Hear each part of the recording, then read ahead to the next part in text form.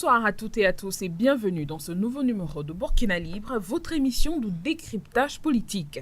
Ce soir, nous abordons un tournant majeur dans la transition burkinabé, la dissolution de la Commission électorale nationale indépendante CENI, adoptée à l'unanimité par les membres de l'Assemblée législative de transition ALT.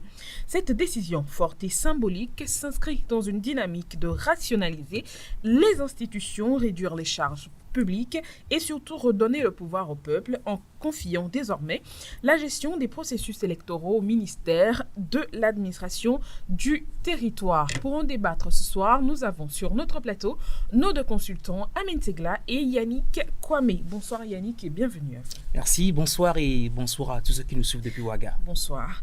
Bonsoir Amen et bienvenue à vous. Bonsoir Martial et bonsoir au peuple africain, au peuple burkinabé. Bonsoir. Alors, sans transition, ma première question est à vous. La dissolution de la CENI s'inscrit dans une série d'actes posés pour refonder l'État.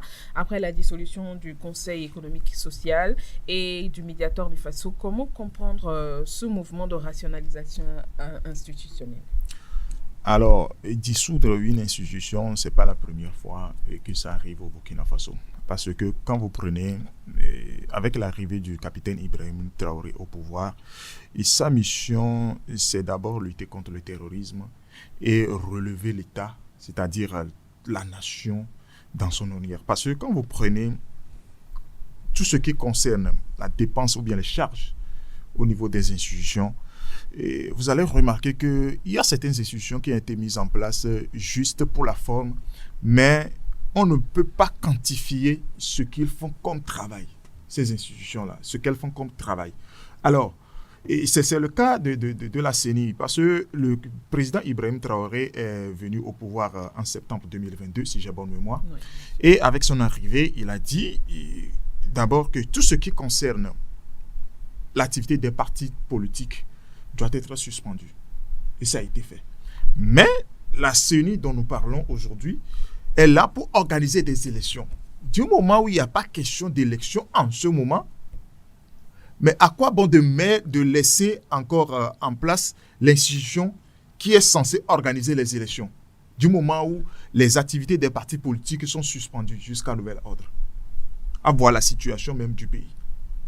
Alors, c'est ça, parce que quand vous prenez tout ce que la CENI prend dans le budget de l'État, juste pour les charges de fonctionnement, c'est énorme. Donc, cet argent peut servir quelque chose d'autre que de payer les logistiques, les charges de roulement, tout ça là. Il va falloir qu'on fasse économie de ça pour orienter ce fonds-là vers autre chose. C'est pourquoi le mardi dernier, à l'Assemblée nationale, parce que les gens vont dire que bon, le président Ibrahim Traoré, il prend seulement les décisions à son niveau. C'est pourquoi il a amené le sujet là au niveau de l'Assemblée pour que les députés qui sont en place discutent. C'est vrai. Et l'autre fois, le mardi dernier, ça a suscité beaucoup de débats. Parce qu'avec la suspension ou bien l'arrêt des travaux de la CENI, les gens posaient la question, mais comment aujourd'hui il n'y a pas question d'élection? Mais lorsqu'on va organiser les élections, comment est-ce que ça va se faire? Ils ont été rassurés par le ministre de l'administration territoriale que le gouvernement réfléchit sur ça, que le moment est venu, parce que on ne doit pas trouver une solution avant d'arrêter, parce que tous ceux qui sont là-bas, on dépense sur eux. Oui. On les paie à la fin du mois, mais ils font quoi comme travail? C'est de ça il s'agit. Donc, je viens de le dire, suspendre le travail d'une institution, ce n'est pas la première fois. Et c'est dans l'ordre même de la révolution progressiste populaire. D'accord, merci beaucoup à vous. Alors, Yannick Kwame, comment est-ce que vous comprenez ce mouvement de rationalisation? Est-ce une simple refondation administrative ou un acte fondateur de la révolution progressiste comme Amen l'a dit? Merci. Et avant de te répondre, permets-moi de dire que actuellement, le président Thomas Sankara, là où il est, il serait fier de ce que le Burkina Faso est en train de devenir, avec une population qui est en train de montrer une grande résilience et une meilleure compréhension des enjeux et qui est prête à accompagner son leader, le capitaine Ibrahim Traoré, dans la construction du Burkina Faso. Et qui nous en souviennent que en mai 2024, il y a eu lieu au Burkina Faso les assises nationales pour la refondation. Et c'est à l'issue de ces assises que le capitaine Ibrahim Traoré a été reconduit à la tête du pays pour un mandat de 5 ans, et où il a été décidé un remodélage des institutions de la République. Alors, à partir de ce moment, l'État a commencé par faire une analyse, un diagnostic des institutions, des organes de l'État qui ne répondent pas vraiment aux aspirations réelles, aux réalités du pays. Et parmi ces institutions, il y a la CENI. Mais là, quand on prend l'actualité, ce n'est pas la CENI seule qui a été dissoute. La CES, Commission économique, sociale et exactement. Et tous ces postes, ou bien toutes ces institutions n'apportent rien à l'État. Donc, raison pour laquelle l'État burkinabé a pensé de les dissoudre. Alors, comme Ahmed vient de le dire, quand le constat a été fait, l'exécutif burkinabé a introduit la demande, le projet de loi de la dissolution de la CENI auprès de l'Assemblée nationale de transition. Et le 28 octobre dernier, ça a été voté. Et je crois que les autorités ont répondu, ils ont donné des explications par rapport à cela. Et cette décision, selon ce qu'ils ont dit, s'inscrit dans une sorte de cohérence avec la démarche dans laquelle la transition s'inscrit. Ahmed vient d'expliquer cela. Il y a le président, le capitaine Ibrahim Traoré, a encore 5 ans à faire à la tête de l'État, mais pourquoi organiser des élections? Et d'autant plus que le budget coûte énormément. Ahmed vient de parler de 500 millions, je crois. 500 millions à l'État. Mais ce sont des personnels qui sont payés, ce sont des logistiques qui sont mises en place, mais ça n'aura pas de sens. Je crois même que, à mon humble avis, ça a mis beaucoup de temps avant de se faire. Ça aurait dû être fait depuis belle lurette. Vous savez, quand on parle de refondation, de révolution, mais ce n'est pas en l'air. Toute refondation implique l'idée d'une destruction des structures, mais des schémas qui existaient et qui n'apportaient rien à l'État. Ces différentes institutions, mais ces différents organes, beaucoup ne répondent pas vraiment aux réalités du pays. Donc, il va falloir détruire ou bien dissoudre ces institutions, ces organes-là, et reconstruire d'autres qui répondent vraiment aux aspirations du pays. Donc, je crois que c'est dans ce sens que la dissolution de la CENI au Burkina Faso a été effectuée. Il ne s'agit pas seulement d'avoir des institutions, mais de celles qui répondent vraiment aux aspirations du pays, comme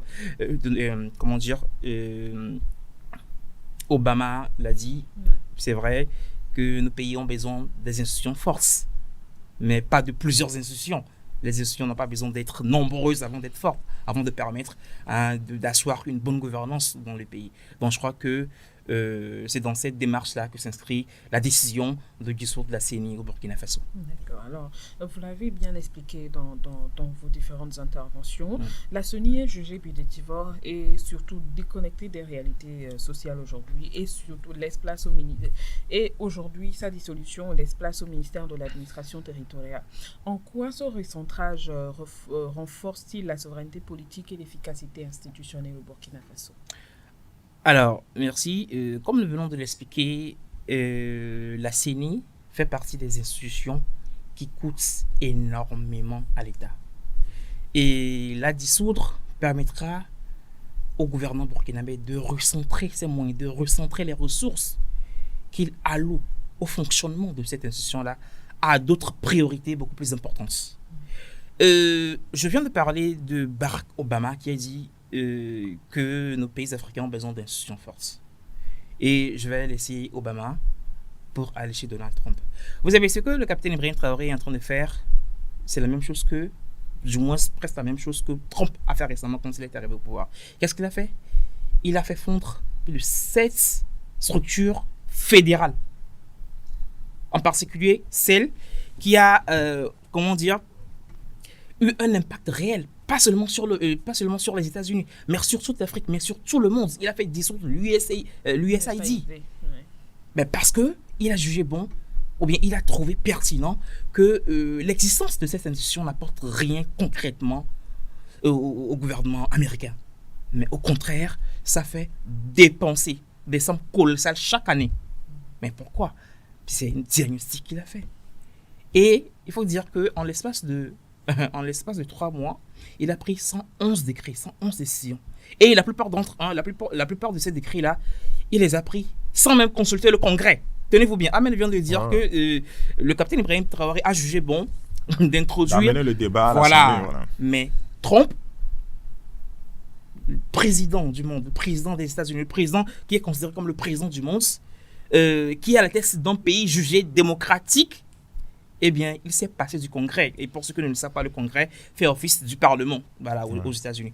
Donc, pour dire qu'arrivé à un moment donné, il faut taper du poing sur la table et oser avoir le courage de prendre des décisions qu'il faut, même si ces décisions-là fâchent. Et c'est ce que le capitaine Ibrahim Traoré est en train de faire. Il est en train de tout mettre en œuvre pour que la gouvernance qu'il a pour le pays soit une gouvernance efficiente. Et je crois que voilà, la dissolution de la CENI s'inscrit dans cette démarche-là. Alors, Amen, est-ce que vous êtes du même avis que Yannick Kwame par rapport à ce recentrage de la CENI au ministère de l'administration territoriale? Oui, parce que quand vous prenez le ministère de l'administration territoriale, comme je viens de le dire tantôt, la CENI, c'est la commission qui est en charge de l'organisation des élections. Mais vous allez voir que dans la plupart de nos pays africains, vous allez remarquer que lorsqu'il y a élection, c'est en ce moment-là, on met cette commission en place avec les organes qui le composent, avec les membres et tout. Et lorsqu'il n'y a pas d'élection, on met cette commission en veilleuse. Donc, en ce moment-là, qui travaille? C'est le ministère de l'administration territoriale. C'est-à-dire, quand il y a accord à trouver sur le code électoral et tout ça là, le travail se fait au niveau du ministère de l'administration territoriale. C'est-à-dire, les partis politiques se retrouvent là-bas pour travailler en commission jusqu'à la mise en place de la CENI. Mais voilà, du moment où aujourd'hui, il n'y a pas d'élection, pour qu'on parle de la mise en place de la CENI, s'il y a débat sur l'activité politique dans le pays, ça doit se faire au niveau du ministère de l'administration territoriale. Donc, pourquoi ne pas rattacher cette commission-là? Je ne sais pas si c'est son caractère d'indépendance qui est devenu bijoutier dans nos pays africains, parce qu'on a parlé tout à l'heure du fonctionnement même de cette commission qui tourne autour de 500 millions par an. Et quand il y a élection, on parle de cinquantaine de milliards. Donc, c'est quelque chose qui coûte énormément pour l'État. Donc, rattacher cette commission au ministère de l'administration territoriale, c'est une très bonne idée. C'est une très bonne idée. Du moment où on ne parle pas encore des élections, mais quand il s'agit de débattre sur les questions politiques de l'État, je pense que ça peut se faire au niveau du ministère. Donc, c'est une très bonne idée d'ailleurs.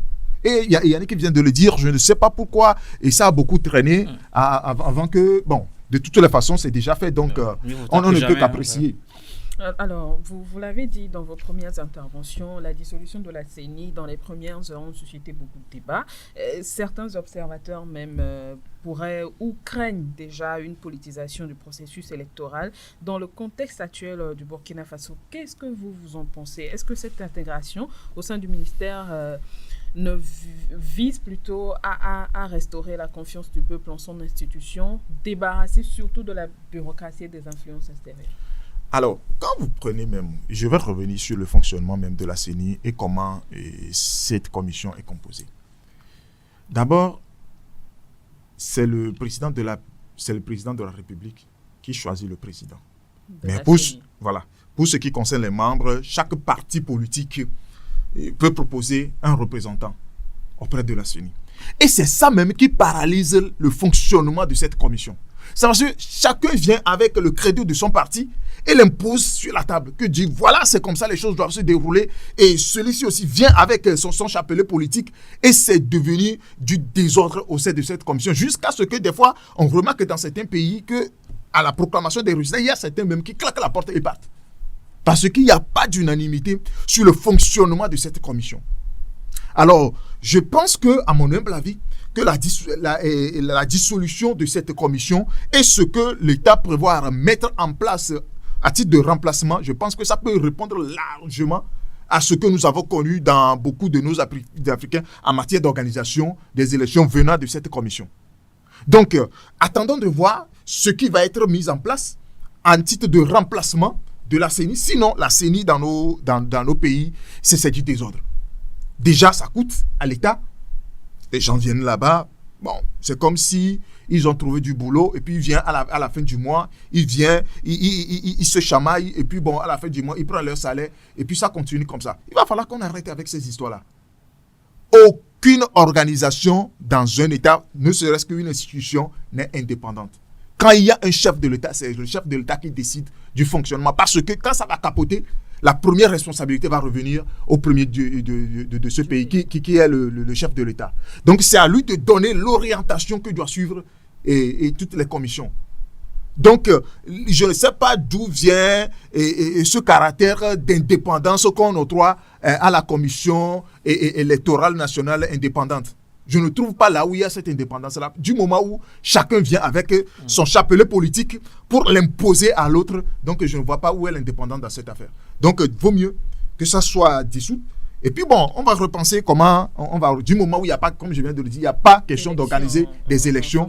Donc, il ne faut pas qu'on traîne les trucs qui vont coûter à l'État. D'accord. Alors, Yannick Kwame, est-ce que vous pensez que cette nouvelle réforme comment dire, sort un peu du carcan de la bureaucratie et des influences extérieures des anciennes pratiques que nous voyons? Tout à fait. Et Martial, si, en fait, tu ne peux pas prétendre avoir des résultats différents si tu ne poses pas des actions différemment de celles qui sont posées avant. Ouais. Et à un moment donné, si le Burkina Faso veut que sa gouvernance ou bien veut que son pays soit vraiment souverain, soit vraiment développé, soit vraiment affranchi des dépendances extérieures, il va falloir poser des actions concrètes telles que la dissolution, par exemple, de la CENI. Alors, pour toutes les personnes qui craignent une politisation de la CENI, moi, je vais leur demander, est-ce qu'ils sont vraiment sûrs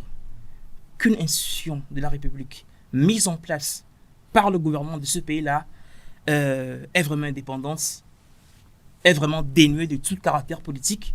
Je ne pense pas. Du moment où c'est les acteurs politiques même qui composent même l'organisation. Donc c'est quoi l'indépendance? Et mettre cet adjectif indépendant à la fin, ou bien pour qualifier cette commission-là, jusqu'ici, je n'arrive pas à comprendre cela. Et je crois que ça fait partie des machinations mises en place par les acteurs extérieurs, la puissance extérieure, pour mieux asservir nos pays. D'autant plus que vous allez voir, dans les pays européens ou bien dans les pays occidentaux, vous n'allez pas voir cette commission-là. Oui, bien sûr. Quand vous prenez par exemple la France, c'est le ministère de l'Intérieur. Tenez-vous bien, c'est le ministère de l'Intérieur qui organise les élections en France. Voilà. Et le ministère de l'Intérieur, c'est le ministère de l'administration chez nous. Chez nous. Voilà. Donc, je ne vois pas pourquoi les gens crient haut et quand on dissout la CENI et qu'on la rattache au ministère de l'administration territoriale, il n'y aura plus cette impartialité-là. Mais il n'y a jamais eu d'impartialité. Vous savez, la CENI et les autorités burkinabées l'ont dit dans leur explication de ces décisions-là. Ils ont dit que la CENI est toujours, bien souvent, infiltrée par les acteurs étrangers qui influent cette commission-là et font pencher la balance de leur côté, du moins du côté où ils veulent que le pouvoir va. Vous savez, comment est-ce qu'une commission, d'accord, qui se veut indépendante, va bénéficier du soutien financier de certains acteurs internationaux? Ce n'est pas possible. Ben, ils perdent toute crédibilité, toute indépendance. Ils bénéficient des soutiens financiers, des appuis logistiques, c'est-à-dire les urnes qu'on utilise, les kits informatiques qu'on utilise. La plupart viennent des pays occidentaux. Et ces pays-là profitent. On les appelle partenaires techniques et financiers. Donc, ils savent utiliser de bons mots pour camoufler. Donc, il va falloir que les Africains ou bien les Burkinabés comprennent que l'action que le capitaine Ibrahim Traoré est en train de poser est une action qui va, comment dire, est une action qui permet à la population vraiment d'asseoir son projet de souveraineté qu'il a amorcé depuis un moment déjà. On vient de parler du fait que la CENI bénéficie de soutien logistique et financier des puissances extérieures. Et ce qui ne permet pas d'avoir des élections vraiment démocratiques, vraiment indépendantes. Si aujourd'hui, l'État burkinabé a les moyens d'organiser lui-même les élections, eh bien, ce sera à travers un ministère comme le ministère de l'administration territoriale. C'est parce que, vous savez, c'est parce que nos États n'ont pas les moyens qu'il faut, n'ont pas les ressources qu'il faut, qu'ils font appel aux acteurs internationaux pour financer leurs élections. Donc si aujourd'hui l'État burkinabé alloue les 500 millions de francs CFA dépensés par mois sur le personnel et sur le fonctionnement de la CENI, s'il rationalise cela, s'il encaisse cela et arrive à avoir des fonds conséquents, des ressources, des moyens conséquents, eh bien, vous aurez une élection souveraine au Burkina Faso sans intervention des acteurs extérieurs. Donc, ce que le capitaine Ibrahim Traoré est en train de faire, c'est bon pour le Burkina Faso. Voilà. Alors, aujourd'hui, est-ce qu'on peut dire que ce choix audacieux qu'assume le Burkina Faso est en train de montrer la voie d'une gouvernance authentique africaine, surtout adaptée aux réalités et ambitions des pays africains? Oui, tout à fait. Vous savez, la question demeure, hein, la question qui se pose, elle demeure. Est-ce que nous allons toujours continuer à adopter les modèles qui nous ont été imposés de l'extérieur? Ou bien nous allons penser à mettre en place des modèles qui répondent mieux à nos aspirations, qui s'enracinent mieux dans nos valeurs et dans nos cultures africaines? Mais le Burkina Faso n'a pas hésité avant de prendre une décision ferme. Le capitaine Ibrahim Traoré a compris que non, assez ce modèle-là que nous avons tant copié. Il est temps de passer à autre chose, de faire les choses différemment pour avoir des résultats différents. Et je crois que le Mali et le Niger également s'inscrivent dans cette dynamique-là, les pays de l'AES. Et souvenez-vous, le Mali a également dissous les partis, voilà, la charte des partis politiques. Pays, oui. Bah, donc, même le Niger également. Donc je crois que les autres pays africains doivent prendre le train en marche et mettre fin à tous les CENI. Mais je ne vois même pas la pertinence de l'existence de la Commission électorale nationale indépendante dans le pays, du moment où ils ne répondent pas vraiment aux réalités de nos pays. Donc je crois que les autres pays africains doivent également suivre le pas que le Burkina Faso vient de poser là actuellement. Merci à vous. Amen Segla, est-ce que vous pensez qu'aujourd'hui le Burkina Faso, en assumant ce choix audacieux, n'est-il pas en train de montrer la voie d'une gouvernance authentique africaine adaptée aux réalités et aux ambitions souveraines que veulent aujourd'hui plusieurs pays africains? Alors, Masiachi, je comprends bien ta question et tu me demandes si les autres pays sont prêts à faire pareil. S'ils peuvent. Si le Burkina Faso est en train de montrer la voie. Alors, est-ce que ces pays-là sont prêts à enlever de leur discours le partenaire technique et financier en parlant de la Banque mondiale et de son cousin FMI, avec leur ramification qui est PNUD et tout ça là. Les deux développements. Voilà. Est-ce que nous sommes prêts à bannir de nos discours, c'est-à-dire en votant nos budgets sans compter sur ces potentiels apports, ces potentielles aides? Est-ce que nous sommes prêts? Si nous sommes prêts, oui, ils peuvent le faire. Parce que c'est la bonne voie. Mais du moment où nous compterons toujours sur ces genres de personnes qui viennent avec des aides conditionnées, nous n'allons jamais nous en sortir. Et quand vous prenez, Yannick vient de le dire, quand vous prenez aujourd'hui les organes qui sont en charge même des élections dans nos pays, ont perdu leur crédibilité. Ont perdu leur crédibilité sur tous les points. Vous allez voir que à chaque fin de scrutin, il y a toujours une crise post-électorale qui suit. C'est à ce niveau-là. C'est-à-dire, les gens même qui chapeautent l'organisation ne sont même pas crédibles jusqu'à ce que faire quelque chose de portable au niveau de cette institution-là. Donc, du moment où aujourd'hui, on vient de le dire, on va de le démontrer, je ne veux plus rentrer dans ça. Quand vous prenez le budget de l'État, c'est l'État, quand il y a organisation, c'est l'État qui vote le budget. Que pour l'organisation, que ce soit élection présidentielle et municipale ou bien et législative, c'est l'État qui vote le budget. Comment est-ce que l'État peut vous donner de l'argent et va dire que bon, faites-en ce que vous voulez, sans contrôle? Ça ne peut jamais se passer. Il ne faut pas que nous nous versons dans la fourberie pour tromper les gens. C'est l'État qui contrôle tout ce qui concerne les élections. Parce que, d'abord, et quand vous prenez les agents qui contrôlent même les forces de sécurité, c'est à la charge de l'État. Les membres, ils sont payés par l'État. Donc, comment est-ce que quelque chose qui est contrôlé par l'État peut être indépendant? C'est l'État qui influence sur les choses-là. Donc, du moment où vous acceptez encore les aides de quelqu'un d'autre, vous allez voir que c'est ça qui crée le désordre. Parce que les partenaires, ils viennent avec les conditions. Bon, voilà, c'est comme ça les choses vont se passer. L'État dit non, que moi, je suis le seul maître à bord. Donc, c'est ce que moi, je dis que vous allez faire. C'est ça qui crée le désordre au sein de cette commission. Donc, aujourd'hui, je ne pense pas que quand on donne l'organisation des élections au ministère de l'administration territoriale, je ne pense qu'il y a un partenaire qui peut venir influencer, peut venir imposer quelque chose au niveau de ce ministère-là. Parce que, en fait, c'est le gouvernement qui organise maintenant les élections. Et pour apporter de l'eau à ton moulin, il y a une phrase qui est célèbre dans la sphère politique africaine. C'est un président qui aurait dit ça, il dit, qui ne peut pas organiser les élections. Ah oui, c'est Patrice Talon. Je ne peux pas organiser les élections. Voilà. Donc ça veut dire que l'État, c'est l'État qui met en place la Commission électorale nationale indépendante. Et si il veut, donc aujourd'hui, la CENI a montré ses limites.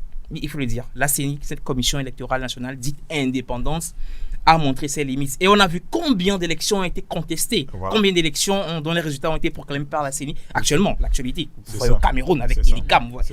Donc, les commissions électorales indépendantes ne sont pas pertinentes. Et aujourd'hui, si, je vais lui donner l'exemple de la France, si aujourd'hui, ces pays occidentaux, ces pays développés ont dédié l'organisation des élections à leur ministère, au gouvernement, ça veut dire qu'il y a, en fait, l'univers politique, sociopolitique, économique de leur pays vraiment est sain.